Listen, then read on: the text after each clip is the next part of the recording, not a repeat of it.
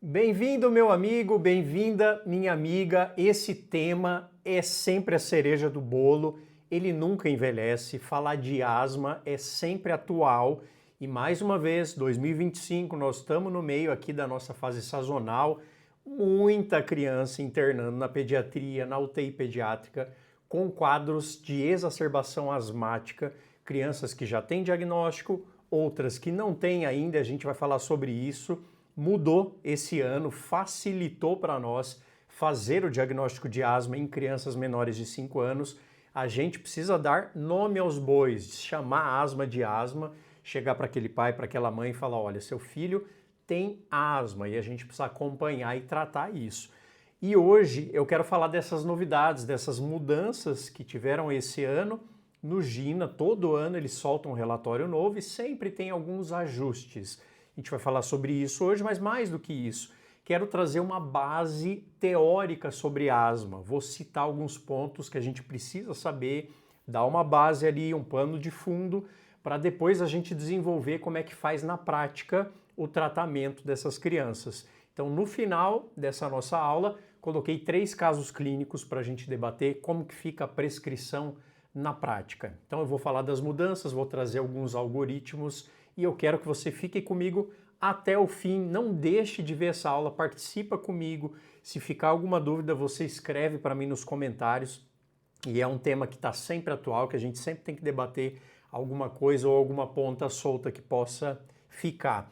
Além disso, eu vou deixar essa aula disponível, é uma aula que eu gravo para a galera do nosso curso extensivo, para a nossa comunidade, ela vai para a nossa plataforma, mas esse tema em especial, vou deixar em aberto também no YouTube. Se você está assistindo no YouTube, não esquece de fazer parte da nossa comunidade, porque temas como esse, aulas como essa, muito atuais, muito práticas, a gente tem na nossa comunidade. E a gente está fazendo muitas aulas novas, novos módulos, uma nova forma de entregar esse conteúdo e você tem que fazer parte. Aproveita, se inscreve ainda hoje, é cursoemergenciasped.com e aproveita, se você está assistindo essa aula aqui, usa o cupom CEP12, CEPP12, que você ainda ganha 12% de desconto em cima do valor de investimento. Está valendo muito a pena, vem fazer parte com a gente e lá no nosso site você vai ver quais são os temas e os módulos novos que eu acrescentei por lá. Tem muita aula legal ainda por vir ainda esse ano, tá bom? Vamos começar, vamos falar sobre esse tema tão especial. É um tema que eu gosto muito de conversar, porque volta e meia o pessoal se embanana, o pessoal se enrola um pouco com esse tratamento. Como é que prescreve sulfato de magnésio? Como é que eu faço isso na prática? Vamos falar sobre isso hoje. E aí eu quero falar nesses pontos aqui de forma bem objetiva, vou só citar o que seria o tal do GINA, quem é esse tal de GINA ou essa GINA que quer dar diretriz, que quer falar como é que eu vou tratar meus pacientes, vou falar quem é a tal da GINA, vamos falar sobre os mecanismos da asma, os mecanismos do tratamento, diagnóstico, tratamento da exacerbação e os casos clínicos. Hoje eu vou focar em exacerbação. Na próxima aula, então eu vou fazer esse tema em 2 partes, eu vou falar do tratamento de manutenção. Às vezes eu não tenho um pneumologista fácil ali, onde eu trabalho, e eu preciso dar um rumo, um destino para essa criança, como é que pelo menos eu prescrevo o tratamento inicial e faço pelo menos minimamente o segmento dessa criança, tá? Então a gente vai falar sobre isso também. Então vamos lá. Quem é a tal da GINA? De onde surgiu isso daqui? Começou em 1993 e foi uma colaboração entre essas 3 instituições. O National Heart, Lung and Blood Institute, lá dos Estados Unidos, National Institutes of Health e a OMS se juntaram e todo ano, desde 1993, eles fazem um relatório porque esse é um assunto global e que aumenta muito a mortalidade de crianças e adultos, dependendo da fase do ano, da sazonalidade. A gente sabe que a mortalidade da asma não é baixa e o objetivo é justamente esse, reduzir a prevalência da doença e a mortalidade. Dar nome para ela, fazer diagnóstico e fazer um tratamento legal. Mas afinal de contas, só para a gente ter uma base teórica, E isso baseado no GINA. O que ele traz como definição de asma? Em primeiro lugar, é uma doença heterogênea. Na verdade, ela tem várias frentes. Então, ela pode ser uma doença alérgica, ela pode ser uma doença não alérgica, às vezes até com um fundo autoimune, isso pode acontecer. Pode ser simplesmente induzida por exercícios, então ela é heterogênea, ela não tem uma causa só e até hoje, depois de tantos e tantos anos, ninguém sabe exatamente a causa. A gente até sabe os mecanismos, mas a causa é difícil. Então, ela tem várias frentes, é uma inflamação crônica das vias aéreas e que está ligada a esses sintomas especialmente. Então, sibilos, embora nem sempre eles estejam presentes, a falta de ar. Então, a falta de ar, o outro nome para ela seria dispneia. É a sensação de falta de ar. É diferente de desconforto respiratório. Então, às vezes, a criança nem está tão desconfortável visivelmente, com aqueles sinais clássicos de esforço, tiragem, a frequência aumentada, só que ela sente falta de ar. Especialmente crianças grandes, elas podem relatar isso. O nome disso é dispneia, é uma sensação. Aperto no peito, tosse, também é um sintoma muito importante, e redução do fluxo de ar. Então, o fluxo de ar expirado variável. A tendência é que ela seja uma doença obstrutiva, ela obstrui as vias aéreas lá embaixo, nos bronquíolos, e aí o ar entra e a gente cria um mecanismo de válvula que impede ele de sair. Então eu vou ficando com o ar aprisionado lá dentro. Por isso que quando a gente faz um raio-x, a gente vê aquele tórax hiperinsuflado, até fazendo um autopipe. Esse já é um termo técnico quando a gente vai ventilar uma criança. Autopipe, o que é o pipe? É a pressão expiratória final. Se eu faço uma expiração forçada, eu tiro o ar do meu pulmão, o que sobra de ar lá dentro é o pipe, é o que mantém os alvéolos abertos. O autopipe é eu começar a aprisionar ar dentro do meu pulmão e fica aquele tórax insuflado. Além disso, uma hiperresponsividade e inflamação das vias aéreas, embora nem sempre elas precisam estar lá para esse diagnóstico. E isso aqui é muito interessante. O GINA 2025 tem falado muito sobre esses biomarcadores tipo 2. Muita gente começa a olhar esse negócio e já pula a página, né? Não, é muito complexo. E não é complexo. Na verdade, o que significa biomarcadores de tipo 2? Tipo 2 sugere desfecho, mas não garante o desfecho. Vou dar um exemplo. Colesterol. A gente sabe que um colesterol aumentado, lá na frente, no fim da vida, ou até no meio dela, pode gerar um infarto agudo do miocárdio. Então a gente sabe que é um marcador que lá na frente pode trazer gravidade.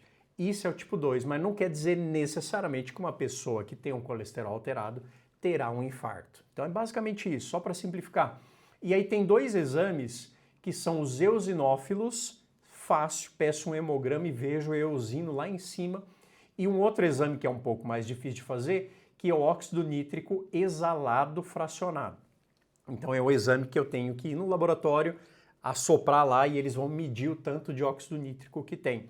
Dependendo de que valor vier, eu já falo que valor é esse, eu posso ter ali um marcador de diagnóstico. Opa, essa pessoa tem um valor aumentado, tem eosinófilos aumentados, isso pode sugerir de fato uma criança asmática. Só que não são obrigatórios esses critérios, eles podem reforçar. Até porque, como eu já falei, a asma são várias, na verdade, é multifacetada, né? Então eu posso ter lá uma asma alérgica, que seria aquela vinculada a algo extrínseco. Então eu sou alérgico a pólen, a ácaro. Isso entra em contato com o meu organismo e eu desencadeio a asma. Mas eu posso ter causas intrínsecas, idiopáticas. Eu não faço a mínima ideia do porquê o meu corpo começou a reagir com aquela asma. Eu começo a produzir ali os mediadores inflamatórios, eu faço aquela broncoconstrição sem uma causa exata externa. Pode ser inclusive induzida por exercício. Tem gente que vai fazer uma corrida, libera histamina ali nos mastócitos e faz uma crise asmática ou até ocupacional, dependendo do que a pessoa fica inalando ali o tempo todo, induzida por anti-inflamatórios, especialmente aspirina, o AS. Tem gente que tem crise de asma por causa de AS. Tem aqueles que desenvolvem tardiamente. A gente sabe que abaixo de 2 anos, a gente ainda costuma chamar de lactente sibilante ou bebê chiador, embora essa definição ela não exista mais no GINA. Vou trazer essa novidade para vocês.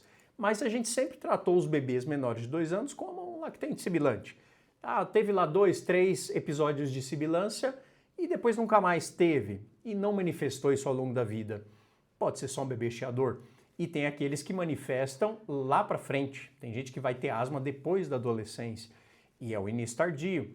Ou uma sobreposição da doença pulmonar obstrutiva crônica, ou ainda uma asma simplesmente eosinofílica.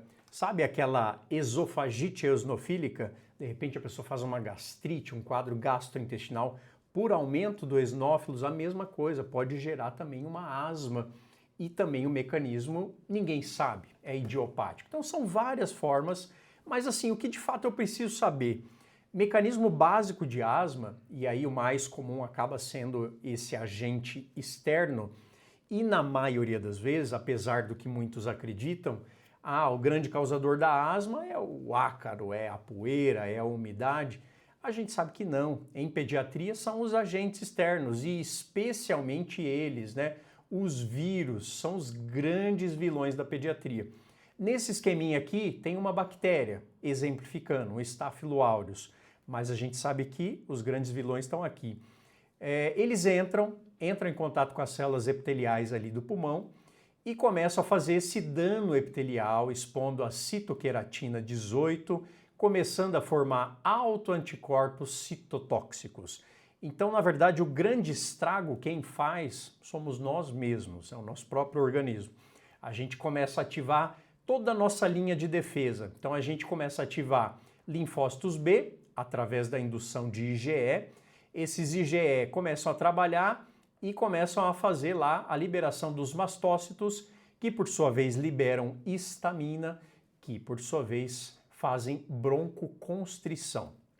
No outro lado, a gente tem células T, a gente tem os T-helpers, CD8, as interleucinas todas, aí a gente libera eosinófilos, libera neutrófilos e tudo isso fazendo um processo inflamatório e, ao mesmo tempo, constritor. Vamos ver um esqueminha aqui para ilustrar um pouco melhor. Só antes de eu falar do beta-agonista, vou mostrar essa imagem aqui. Isso daqui é uma via aérea saudável, tá? Então eu tenho aqui a musculatura lisa, eu tenho aqui a própria via aérea, e aqui eu tenho os vasos sanguíneos, eu tenho inervação, tá tudo aqui. Quando eu tenho asma, por ser um processo crônico, inflamatório, o que começa a acontecer? Você percebe que naturalmente a pessoa asmática já tem uma via aérea reduzida, porque eu começo, inclusive, a fazer uma hipertrofia da musculatura lisa. Então, naturalmente, o lumen já é menor da via aérea dessa pessoa. Quando ela tem uma crise asmática, eu faço a vasoconstrição aqui da minha musculatura lisa, e aí a coisa piora demais. Quanto menor a criança, menor o raio que eu vou ter de via aérea, muito pior a crise.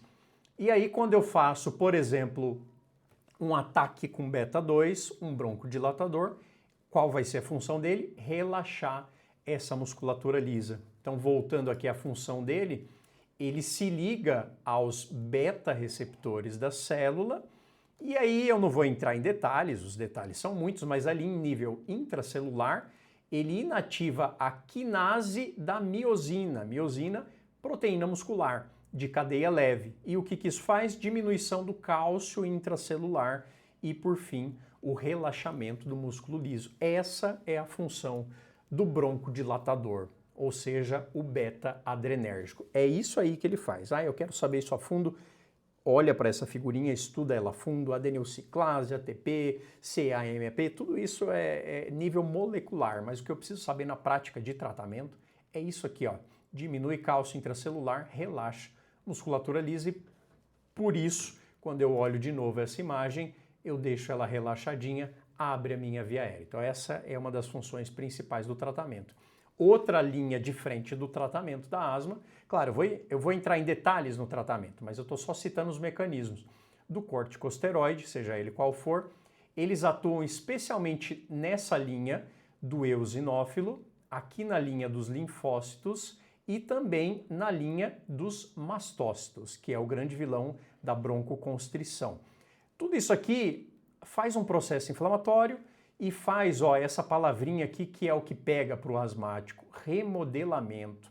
Uma pessoa que começou a desenvolver os primeiros sintomas da asma aos, vamos dizer, 2, 3 aninhos de idade, poxa, tem como fazer diagnóstico?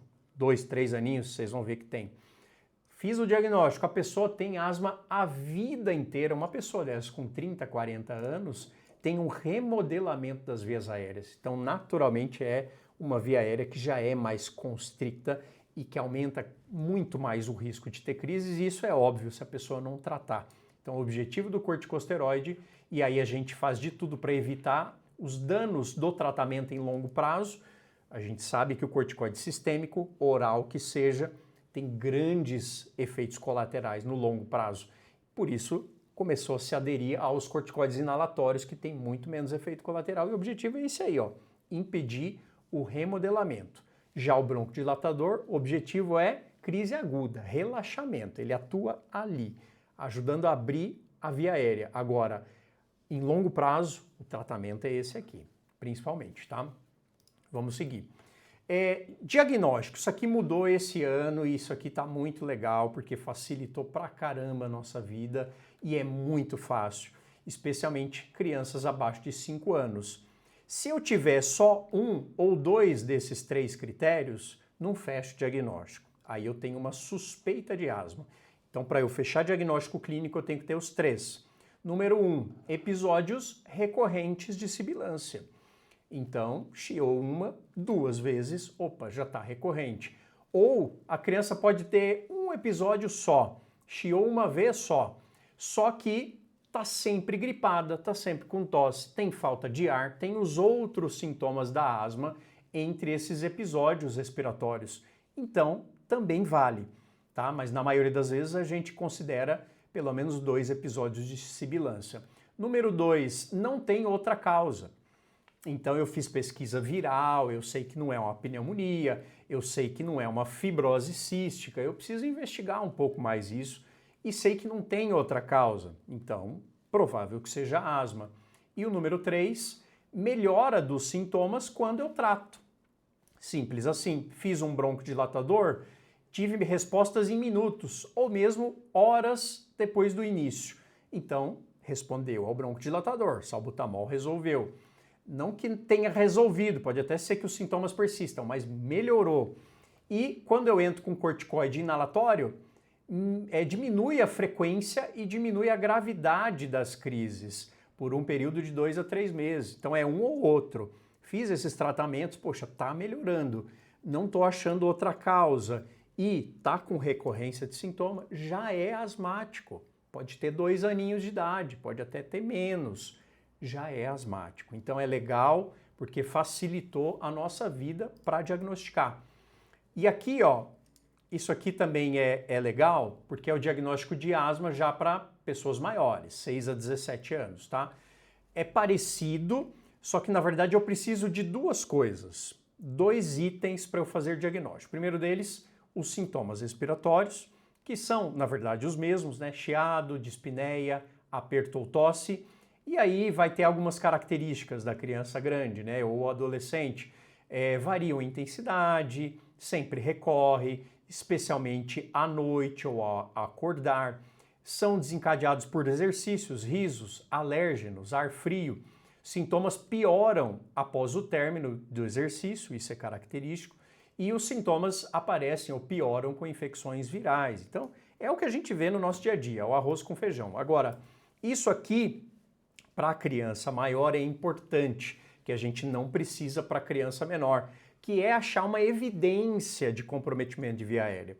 E aqui em cima, eu coloquei, deixa eu só colocar minha cara aqui um pouquinho mais para baixo, só um minuto, aqui, para você ver esse aparelhinho aqui de cima, que é uma espirometria. É importante fazer a espirometria. E aqui eu coloquei uma legenda do que seriam os dados que a gente procura, né? Tanto o VF1, que é o volume expiratório forçado em 1 segundo, Basicamente, quando eu estou fazendo a espirometria, eu encho o peito de ar e assopro.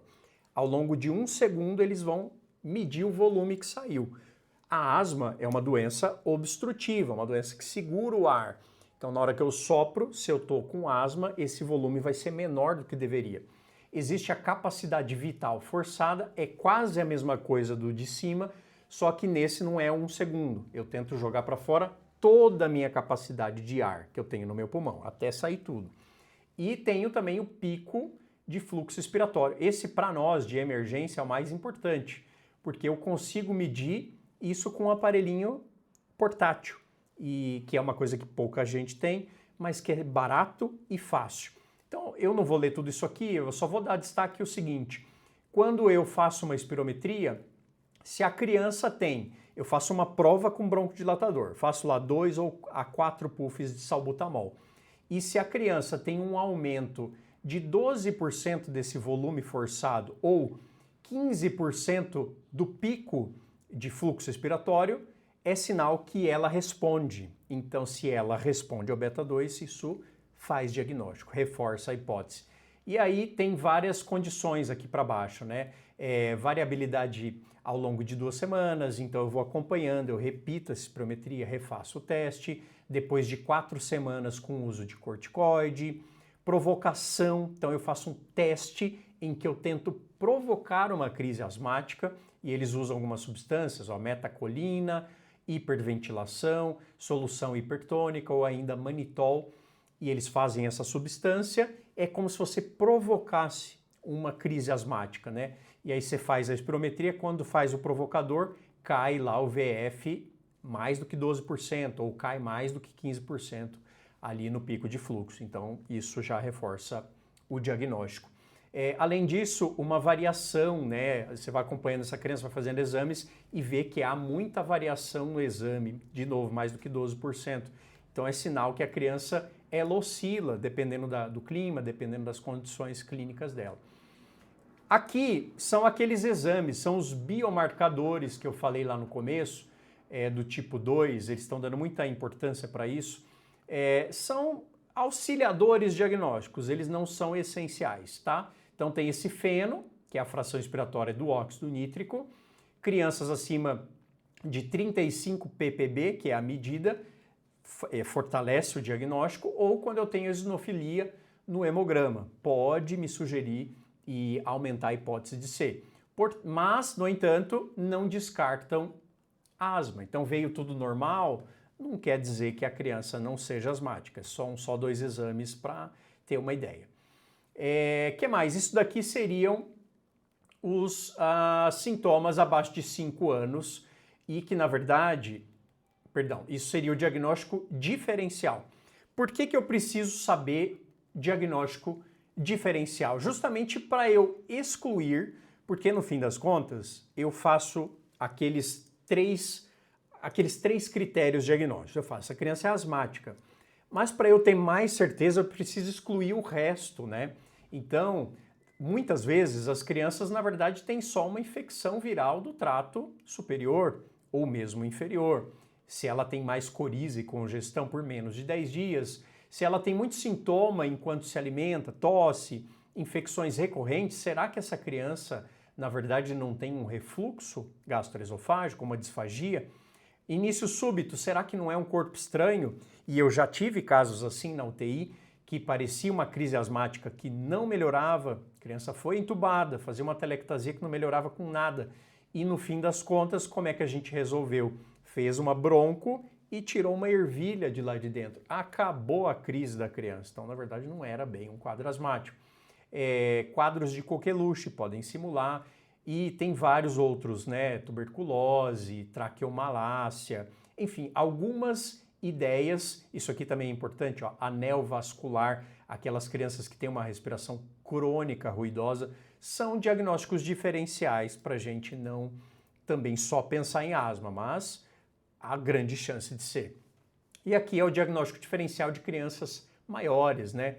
Existe essa síndrome da tosse crônica de vias aéreas superiores, quando no fim você não fecha diagnóstico de asma, não tem alteração pulmonar, mas é uma criança que está sempre tossindo, pode ter ali algum problema de amígdalas, de adenoide, você tem que investigar.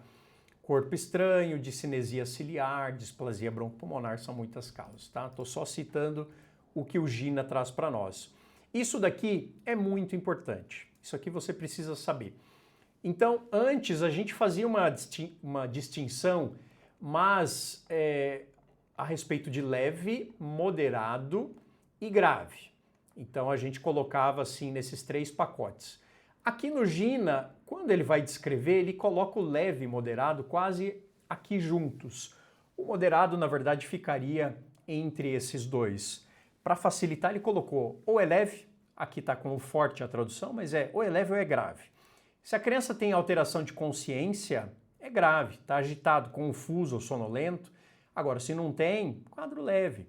Saturação, isso mudou no GINA desse ano. Agora o nosso alvo, saturação acima de 94%. Se está entre 92 e 94 é moderado, abaixo de 92 certamente é um quadro grave. Se forma frases, é leve. Se só está falando palavras ou sílabas, grave. Isso aqui para crianças menores de 5 anos, tá? Batimento abaixo de 100, ainda está dentro de um quadro leve. Agora, passou de 180, de 0 a 3 anos, ou 150, de 4 a 5 anos, é grave. Frequência respiratória, maior do que 40, é grave, menor do que 40 é leve. Uso de musculatura acessória, esforço respiratório, não tem. Então, leve, se está presente, é grave com certeza. Cianose é a mesma coisa.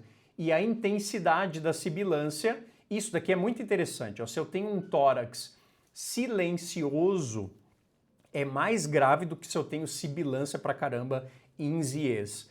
Eu vou auscultar e não ausculto nada, mal tem murmúrio vesicular. Cuidado, esse é o quadro mais grave que tem. Então assim, não mudou muito, mas deu para perceber que eles condensaram nessa tabelinha aí poucas informações para ficar fácil da gente lembrar na hora de classificar um quadro entre leve e grave. E aí vamos para os algoritmos, vamos para as condutas e daqui a pouquinho a gente já coloca 3 casos clínicos para a gente tratar isso na prática. Por enquanto eu quero trazer o que o GINA traz nessa teoria, eu vou mastigar um pouquinho mais esses tratamentos, o que ele fala sobre cada um deles, né? O que ele fala sobre o sulfato de magnésio, sobre o aerolim, já falo. Mas aqui, ó, primeira ênfase no primary care, ali na unidade básica ou numa UBS, um centro que tenha talvez menos recurso. Primeira coisa, eu vou diferenciar entre leve ou moderado, ou vou diferenciar grave. Então, se é grave, que seria isso aqui, ó, a criança não consegue nem falar, tem cianose central, são exatamente esses critérios que a gente viu. Frequência respiratória acima de 40, saturando menos do que 92. Isso aqui é grave, tem que transferir imediatamente, de preferência, para uma UTI, para uma unidade de terapia intensiva. Só que, claro, enquanto eu estou esperando vaga, eu já vou começando o tratamento. E aí ele sugere, faz o salbutamol, e eu já vou falar sobre essas doses do salbutamol, coloca no oxigênio, faz ali o ipratrópio, o atrovente, e considere já começar, mesmo numa unidade básica, o sulfato de magnésio. Já falamos sobre isso. Quando o quadro é mais leve para moderado, eu faço o salbutamol numa dose um pouco menor e aí eu coloco também o corticoide oral, vou monitorando, a criança melhorou, eu consigo depois dar alta para casa. Então é um fluxograma simples, eu vou dar um exemplo mais prático para a gente ver. Aqui está resumido o tratamento todo, né? Assim, o tratamento mais importante na exacerbação, que seria oxigênio, e aí ele dá uma ênfase para a saturação de 94, ele fala do beta-2, e aqui eu achei interessante, porque a gente sempre usa aquele macetinho, né, de pegar o peso e dividir por 3. Então a criança pesa 12 quilos, vou colocar 4 puffs de 100 microgramas de salbutamol. Aqui ele não faz isso, ele não coloca peso, ele não coloca idade. O GINA coloca para crianças, de uma forma geral, 4 puffs, independente do peso e idade, para quadros leves e moderados, e 6 puffs para quadros graves. Achei interessante, acho que eles estão procurando protocolar para a gente não ficar tendo que fazer conta, ficar pensando e já coloca logo uma dose. Lembrando, muita gente tem medo de prescrever beta-2. Então eu vejo às vezes as crianças com 2 puffzinhos. Ainda que seja uma criança pequena, a gente precisa lembrar que cerca de 30 a 40% só da dose que sai, porque boa parte disso se perde no espaçador, uma parte se perde na boca, uma parte se perde ali ao longo da via aérea. Claro, eu posso absorver também pela mucosa, mas o que chega efetivamente lá onde deveria chegar é em torno de 30 a 40%. É pouco. Então por isso que a gente faz mais jatos. Então de 4 jatos talvez chegue muito menos do que isso. E aí para quadros graves, 6 jatos. E a gente sabe que para adultos se usa em torno de 8 a 10 jatos. Então nesse GINA ele deixou até mais simplificado. 4 quadros leves e moderados e 6 para quadros graves. Ele fala do corticoide sistêmico, não mudou nada. Então ele sempre dá muita ênfase para o corticoide oral, que é uma via prática, rápida, não preciso pegar acesso no primeiro momento, faço de 1 a 2 mg por quilo de ataque. Tenho como uma opção fazer a Dexa, de 0,3 a 0,6 mg por quilo, ou ainda metilpred, 1 mg por quilo. E aí eu faço de 6 em 6 horas. Nesse caso, para prednisolona oral, ele sugere não passar de 20 mg até 2 anos e de 30 até 5 anos. Aí ele fala do ipratrópio, que na verdade eu posso fazer junto com o ataque, isso não mudou em relação a 2024, o ataque de salbutamol, por exemplo, eu posso fazer junto o atrovente. Aqui é mais difícil a gente ter bombinha de atrovente, ele fala, você pode fazer 4 doses, 4 puffs de 20 microgramas, ou a gente faz 250 microgramas. Quanto que é 250 microgramas de atrovente? São 20 gotas, uma dose meio padrão que ele coloca. Coloco lá 20 gotas e mais 3 ml de soro fisiológico, já está suficiente. Eu posso fazer isso até 3 vezes, né? Agora, não há relato de benefício para fazer isso internado, deixar o atrovente de manutenção. Então o GINA ele não dá essa importância para manutenção, é ataque. É só para você potencializar o efeito do beta-2 e do corticoide. E além disso, o sulfato de magnésio, que agora ele fala para a gente fazer de 40 a 50 miligramas por quilo, com um máximo de 2 gramas de 10 a 20 minutos. Isso não mudou. Só que nessa versão ele não tem falado em repetir essa dose. Ele tem falado em uma dose só. E a gente sabe também que tem os off-labels, eu já falei isso em outras aulas, falei várias vezes. Existe o HDMI, que eu sempre gosto de citar, porque tem alguns estudos no Brasil, especialmente lá no Sul, o pessoal tem usado, alguns hospitais aqui em São Paulo. O HDMI é High Dosage Magnesium Infusion, então de alta dosagem. Isso vai dar 200 miligramas por quilo ao longo de 4 horas. Então significa que é 50 miligramas por quilo por hora. E esses estudos dizem, não tenho efeitos maiores colaterais ou instabilidade hemodinâmica, porque justamente eu estou correndo isso lento, dá tempo do meu organismo se adaptar, dos meus rins equilibrarem esse magnésio, jogar para fora o que tiver de excesso. Eu já usei algumas vezes o high dosage e eu acho que dá um bom resultado. Mas, como protocolo mundial, na verdade o que está recomendado é isso aqui, 50 miligramas, e ele não tem falado em repetir mais. A gente fazia ainda mais metade da dose. Não tem se visto esse benefício todo. Se não responder com 50, dificilmente vai responder com mais. E aí, só dando mais uma destrinchada para a gente já entrar nos casos clínicos, oxigênio, então o que ele fala ali nos tópicos de oxigênio? A gente precisa gerenciar a hipoxemia urgentemente, começar com uma máscara facial para buscar uma saturação maior do que 94%. Então, se eu coloco uma máscara não reinalante a 10 litros por minuto, eu estou dando aproximadamente uma EFI de 80 a 100%. Então, gira em torno de 10 a 15 litros, eu estou dando mais ou menos isso aqui, quase 100% de oxigênio. E aí eu começo com isso, a criança está saturando 100%? Não precisa, eu posso começar a diminuir e de repente se eu deixar com 5 litrinhos, está saturando 95, 96, já está legal. Outra coisa, ele sugere, ele dá esse alerta para não superestimar saturação em pessoas de pele escura, pessoas que são negras, pessoas que são mais pardas, eventualmente pode parecer que estão com uma saturação maior. Então a gente tem que se guiar também pela parte neurológica, ver se não está muito sonolento, muito caidinho. Também é uma surpresa para mim, não sabia dessa informação, mas de fato existe isso. Pode haver uma superestimação. Hipoxemia transitória devido à incompatibilidade de ventilação-perfusão. Se a pessoa está em choque, está desidratada, extremidades frias, pode acontecer de eu ter uma hipoxemia que não é tão real, mas obviamente eu vou dar o oxigênio, mas eu preciso também lembrar da parte de circulação, parte hemodinâmica.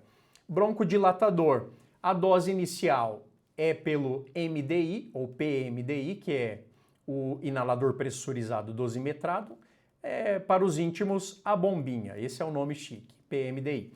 Com espaçador e máscara, acima de 5, 6 anos de idade, se a criança tem compreensão, ela pode só usar o bocal ou usar só a bombinha, não tem problema nenhum. Abaixo disso, o ideal é sempre fazer com o espaçador, a gente chacoalha o dosimetrador ali, a bombinha, a gente coloca no espaçador, acopla bem a máscara e para cada puff eu tenho que esperar a criança respirar em torno de 10 segundos ou em torno de 6 a 7 incursões. Tem que fazer a técnica certinha, senão não adianta. E outra coisa interessante, a bombinha é mais eficiente que o nebulizador para administração. Então, evidência a nebulização com Berotec, etc., está caindo cada vez mais em desuso, né? O salbutamol, o Aerolim, funciona muito melhor de forma dosimetrada. Além do que, ele ainda tem o risco de disseminar partículas infecciosas. Dose inicial, olha só, de novo ele reforça isso. Dose inicial é de 4 puffs, exceto na asma grave, que eu faço 6 puffs. Então você está na dúvida, não quero fazer o macetinho de colocar o peso por 3, é 4 ou 6, então está mais simplificado isso. Quadros moderados ou graves, ou com uma resposta insatisfatória, eu associo o ipratrópio, né, o atrovente. E aí eu posso ou fazer em forma de jato também, então eu faço os jatos do salbutamol e logo depois eu faço também 4 jatos de atrovente. Se eu não tenho esses jatos, eu posso pingar 20 gotinhas de atrovente, então uma dose padrão de 250 microgramas. Antes a gente tinha aquela diferenciação até 20 quilos, 20 gotas, 10, 20 e 40 gotas a gente usava, né? Hoje em dia ele coloca como 250 microgramas como uma dose padrão, tá? Independente da idade ou peso. Também a cada 20 minutos. Então você vê que eles estão, ao longo do tempo, parece que até simplificando mais as condutas para facilitar, né? E aí, sulfato de magnésio, isso aqui é sempre um ponto, não digo nem polêmico, mas que a galera tem medo de usar, receio, medo de instabilidade. Não tenha esse medo, faça o sulfato de magnésio, porque faz toda a diferença no tratamento, especialmente se for bem precoce. Então eu começo fazendo lá os 3 puffs, posso fazer salbutamol, já faço atrovente se a criança está mais grave, entro já com a dose do corticoide, não respondeu depois de 3 puffs, depois de 1 hora, eu já começo sulfato, eu não posso atrasar.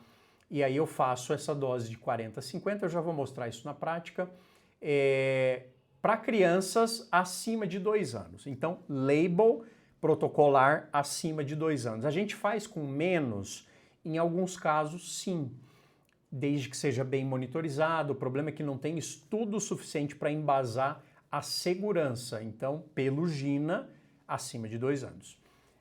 O nebulizado não está mais indicado. Então, agora é só o intravenoso, tá?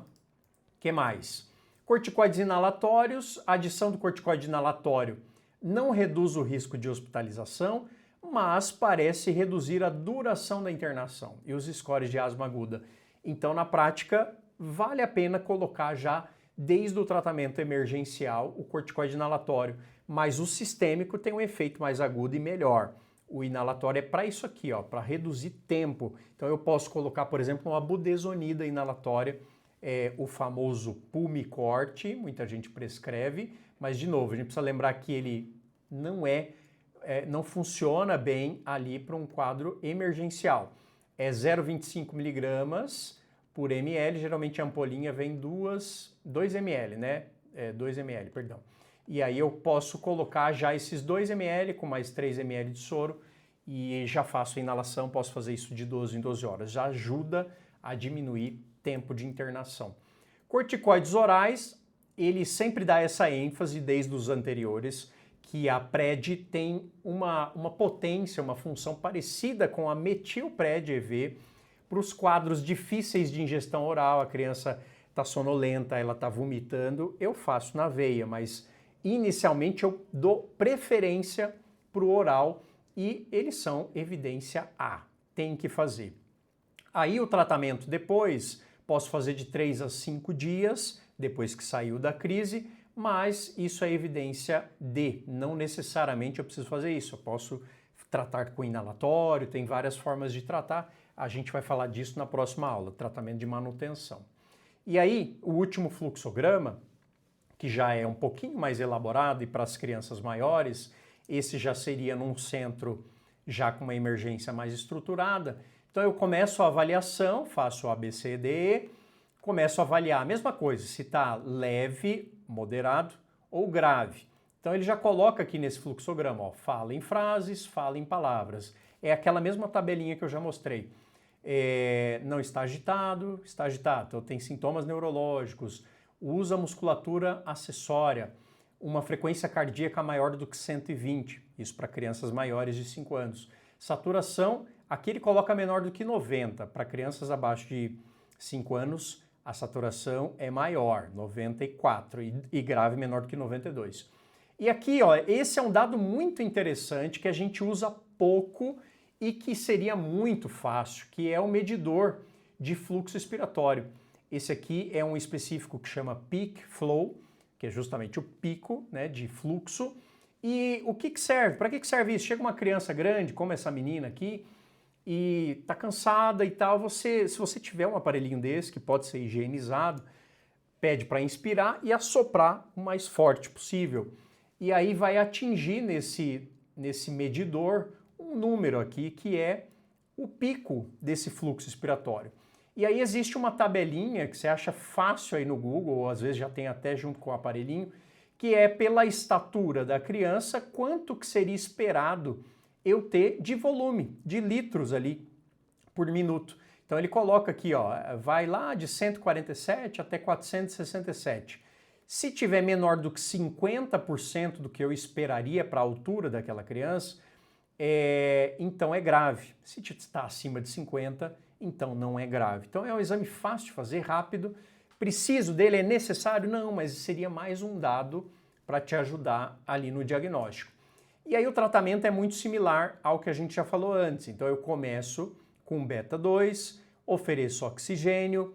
Para quadros moderados, eu já associo o ipratrope, o atrovente, já coloco uma dose de corticoide oral. Para os quadros graves, eu faço tudo isso, mas aqui eu considero fazer o corticoide EV e aqui eu considero o sulfato de magnésio. E aí eu vou avaliando continuamente, caso tenha deterioração, eu mando para UTI, tá? Então é só para a gente ter uma ideia do que seria o meu papel ali na emergência e depois, ó, idealmente seria a gente continuar medindo o pico de fluxo, né? Se está 60%, 80% do previsto, começou a melhorar, a gente pode pensar em alta. Se não, se ainda está baixo, mantenho a criança no hospital. Então é um valor bem objetivo que me ajudaria. E aí, só para terminar, antes de entrar nos casos clínicos, mudanças importantes, então, do GINA do ano passado para esse ano. Primeiro, magnésio. Mais evidências favoráveis para ele para fazer precocemente em exacerbações, desde moderadas eu já poderia fazer. Magnésio nebulizado não é mais recomendado. E em crianças a dose é de 40 a 50 com um máximo de 2 gramas e posso fazer até em 10 minutos, 10 a 20 minutos. E não fala de repetir mais. Então foi uma mudança. Meta de saturação acima de 94, isso aqui é importante, e ele dá essa ênfase aqui, a superestimação em pele escura. O papel do corticoide inalatório mais formoterol, isso aqui eu vou dar uma ênfase maior na próxima aula, para a gente falar do depois, né? Por exemplo, Vanair, Tem o flixotide, o ceretide, que é a associação desse corticoide, por exemplo, a budesonida, junto com o formoterol, e tem um papel interessante para manutenção, mas não tem uma atuação tão importante na emergência. Então ele fala, ainda tem limites e são abordados com cautela. Então na emergência talvez não seja o melhor momento para a gente pensar nisso, mas eles dão bastante ênfase na manutenção. E atualizações para as crianças foi tudo isso que a gente foi falando em relação ao tratamento, às doses e o sulfato, tá? Então, especialmente na faixa menor de 5 anos, teve as mudanças lá dos diagnósticos que a gente já falou. E aí, vamos dar esses 3 exemplos para a gente praticar um pouquinho. Eu tenho aqui o Johnny, uma criança de 6 anos que está tossindo há 3 dias, está cansado e está chiando há 1 dia. Ele fala frases, lembra disso? Então é um quadro leve, sem cianose, está saturando 97% em ar ambiente. Se eu for levar o Gina ao pé da letra, aqui eu não coloquei o peso, mas supondo que ele pesasse 25, 30 quilos, se eu fosse fazer como a gente costuma fazer no nosso dia a dia, dividido por 3 daria em torno de 5 puffs, tá? Então é assim que a gente costuma fazer nas nossas emergências. Pelo Gina, ele convenciona em quadros leves você fazer 4 puffs de salbutamol e você pode repetir ali de 20 em 20 minutos. Além disso, eu poderia facilmente colocar já uma dose de prednisolona, faço ali um pred, que a apresentação é 3 mg por ml. Então, se ele pesa 25, eu faço 1 mg por quilo, alívio oral, então já dou logo 5 ml para ele. Perdão, é isso mesmo, né? 5... Não, é mais. 3 vezes 7, 21, 3 vezes 8, 24. É mais, perdão. Aqui ficaria 8 ml, ó. Só ajeitar aqui. Pronto. Uma dose maior. Seria 5 ml se fosse 15 quilos. E aí eu faço posso fazer de 1 a 2 miligramas por quilo, tá? Poderia fazer mais alguma coisa? Poderia. Se a criança está indo um pouquinho cansadinha, eu sinto que está indo para um moderado, eu associo o Atrovent. E aí eu coloco aquela dose padrão de 20 gotinhas, posso colocar em 3 ml de soro e posso inclusive repetir isso 3 vezes junto com o meu salbutamol. Então, fácil assim, não é complexo e aí fazendo a conduta passo a passo é exatamente o que a gente falou, né? Faz os 4 jatos 3 vezes a cada 20 minutos. Se tiver uma saturação mais baixa, coloca oxigênio, aqui não precisou. Se a resposta for boa, a gente considera manter 3 a 5 dias de corticoide. Então, na prática, o debriefing aqui com a família é enfatizar a técnica do espaçador, ensinar direitinho, escrever esse plano de ação, caso piore, use de tanto em tanto, diminua ali o intervalo, faz de 2 em 2, 3 em 3, traz para emergência se piorar sintomas. Simples assim. Próximo caso. Moana, uma menina de 10 meses que tem 9 quilos, está tossindo há 7 dias e há 1 dia começou a recusar a mamada, começou a ter sonolência, retrações subdiafragmáticas, está saturando 91 em ar ambiente e está com sibilância. E aí? Esse quadro, e até por causa da idade, uma criança pequena e com sintomas intensos, com esforço, sonolenta, tem sintoma neurológico, eu consideraria esse um quadro grave. E aí como é que a gente vai tratar Moana então? Não muda tanto. Então eu pego lá o meu Aerolim, vou fazer meus 4 puffs e faço 3 vezes de 20 em 20.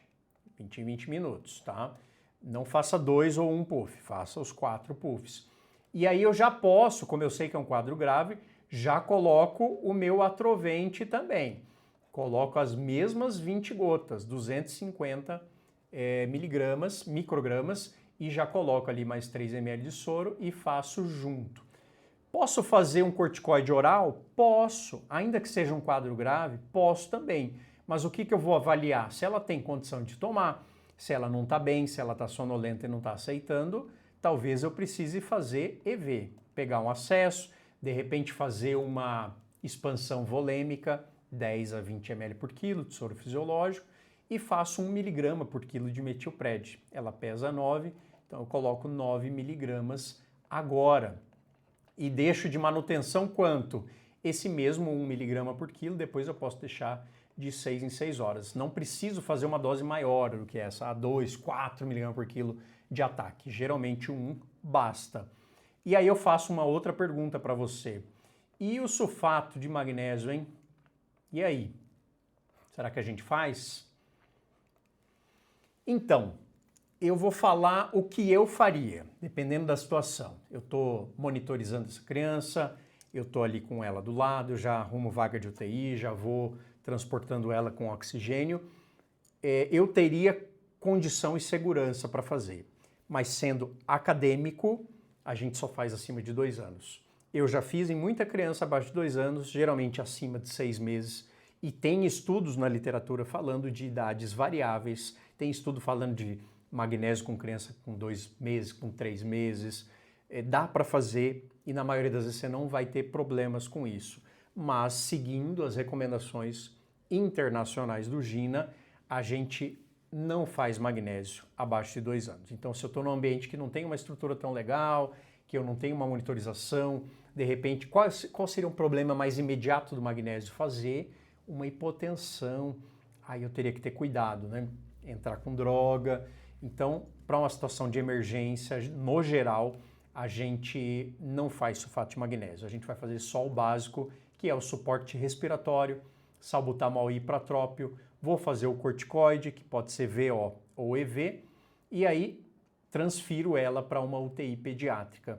Suporte de vias aéreas, não esquece disso, né? Vamos dar uma ênfase MOR para o MOVID. A gente fala disso sempre nas nossas aulas de emergência. Monitor, oxigênio, acesso venoso, já coleto os exames, vão ser importantes para mim, lactato, gasometria, eletrólitos, hemograma, PCR, coagulograma, hemocultura, já coleto tudo que for possível e eu faço um destro, essa criança não está mamando bem, então eu dou o suporte que ela precisa e com certeza essa menina vai ter que, no mínimo, assim, respondeu bem ao tratamento, mas no mínimo ficar em observação por algumas horas ali no hospital.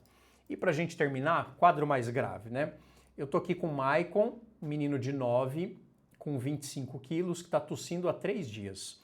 Rápida deterioração, monossilábico, frequência de 140, naquela tabelinha a gente viu que isso é muito para criança grande, frequência de 45 respiratória, saturando mal, 88, e o tórax silencioso, nem sibilo eu escuto mais, não escuto nem murmúrio. O que eu faço com esse menino, hein, gente? E nesse caso, já começaria pelo MOVID. Põe ele na sala vermelha, começa a monitorizar, já põe uma máscara não reinalante, pelo menos 10 litros por minuto. Pega um acesso, já peço para a galera ir coletando materiais para exame e faço um destro. Começo por aqui. Nesse exato momento, eu já começo a inalar.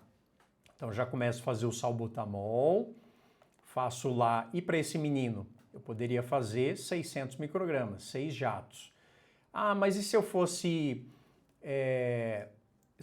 usar a regrinha do peso dividido por 3? Poderia fazer também, daria 8 puffs, né? Não vejo muito problema, sempre usamos, mas na recomendação atual ele diz que 6 puffs é suficiente, tá? Pelo menos 6 puffs. 3 vezes de 20 em 20.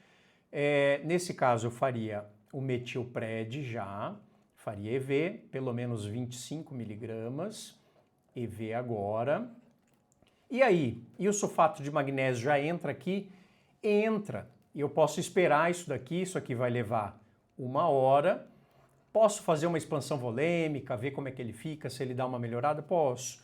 Passou essa 1 hora, eu não estou sentindo ele melhorar e eu não necessariamente preciso esperar essa 1 hora, eu posso colocar o sulfato mesmo aqui dentro, mas no geral a gente acaba esperando, porque pode ser que ele responda bem. Como é que funciona o sulfato de magnésio? Então tem aquele macetinho muito fácil. Se você pegar a ampola a 50%, você pega o peso da criança, que é 25 quilos, e divide por 10. Então daria isso daqui, ó, 2,5 ml já da ampola de 50%. Então eu coloco 2,5 ml. Se você fizer a conta certinha, então aqui equivale a quanto? 50 gramas para 100 ml, 50%. em 2,5 ml eu tenho quanto? E aí eu faço a regrinha de 3, você vai chegar num valor em grama, você transforma isso para miligrama, então tem que multiplicar por 1.000 e ainda dividir pelo peso. Então, para poupar esse tempo todo, eu sei que se eu fizer esse macetinho, eu já chego nos 50 miligramas por quilo. E aí eu diluo isso daqui. O ideal é que para cada ampola de sulfato de magnésio, que tem 10 ml, eu diluo em pelo menos 50 ml de soro, tá? Então, nesse caso, vou botar os mesmos 50 de soro fisiológico. Lembrando que aqui tem que ser no máximo 2 gramas, tá bom? 2 gramas no máximo. Se a gente está fazendo 50 miligramas para 25, com certeza vai dar menos do que 2 gramas, então não tem problema, eu posso fazer os 2,5 ml. Agora, eu não posso fazer uma ampola inteira numa criança, eu tenho que ter esse cuidado. E se eu só tiver a ampolinha de 10%, se eu não tiver o magnésio a 50%, eu pego esse valor de 2,5, deixa eu só dar uma limpada, então eu tô lá com meu magnésio a 50%, 2,5 ml, multiplico isso aqui por 5, né? Então aqui vai dar 12,5 ml do magnésio a 10%. É isso. Ah, por que 5 vezes? Porque o 50% é 5 vezes mais concentrado que o 10%. Simples assim. Então eu faço a conta rápida, divido o peso por 10. Ah, se pesasse 15 quilos, 1,5 ml. Ah, e se eu precisar passar para 10%? Aí eu multiplico por 5. É simples assim, é rápido, não tem mistério e corre isso aqui em 20 minutos. Você vai ficar mais seguro, monitorize essa criança, põe no monitor, mede a PA e aí não tem erro, vai ser bem tranquilo. Nessa aula de hoje eu não vou falar sobre terbutalina. No GINA, inclusive, ele não trouxe a terbutalina.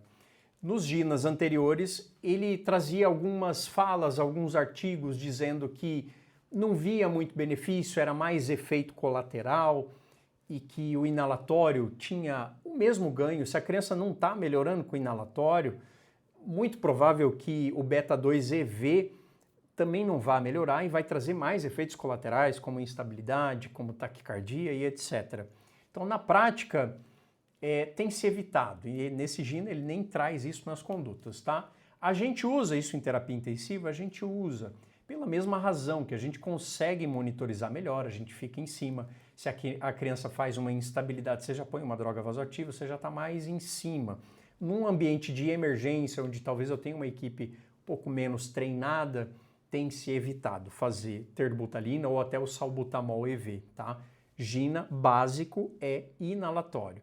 Eu tenho outras aulas na plataforma que eu falo sobre a terbuta, de vez em quando a gente debate sobre o tema, mas no GINA 2025 não há menção, não há